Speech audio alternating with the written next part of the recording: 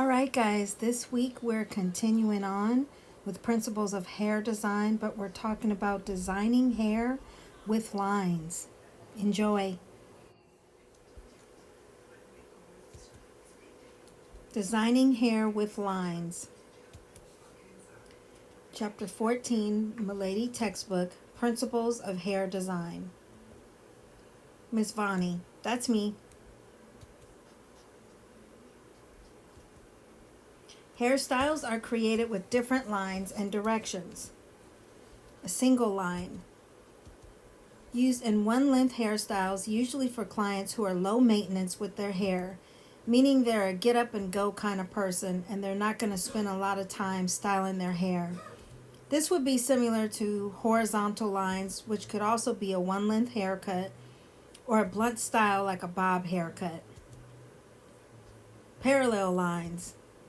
Repeating lines in a hairstyle. They can be straight or curved lines.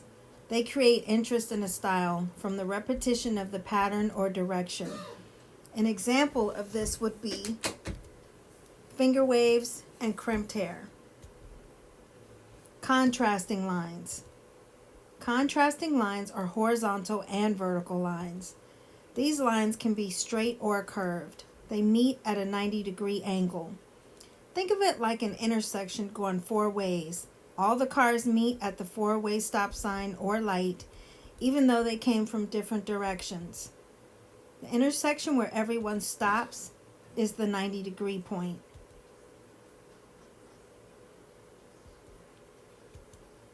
Which line is it anyway? Directional lines. If you look at this style, you can see where the angle of the hair is actually angled forward. So this would be an example of diagonal forward.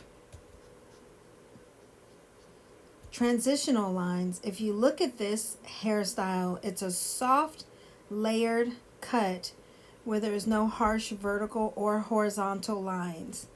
And that can come from razor cutting or texturizing with your texturizing shears to soften up any lines that you may have put in there.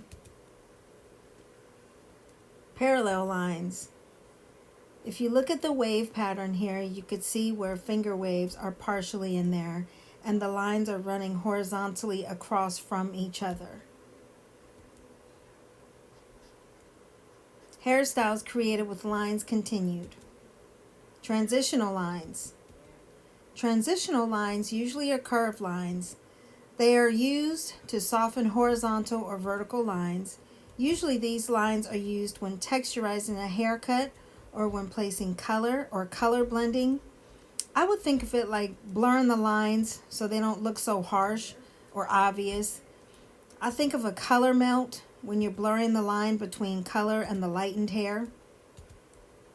Directional lines. Lines with definite direction going either forward or backwards.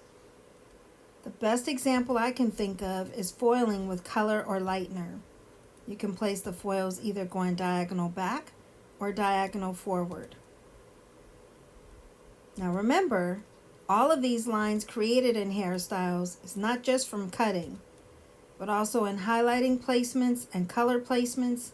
Even extensions in the hair in different directions can give lines to your hair design, especially if they're different colored extensions. You may want to lay them in horizontally or diagonally to give the overall style a certain effect. And that's it, guys. Thank you so much for listening. Hopefully you learned something. Hopefully you enjoyed.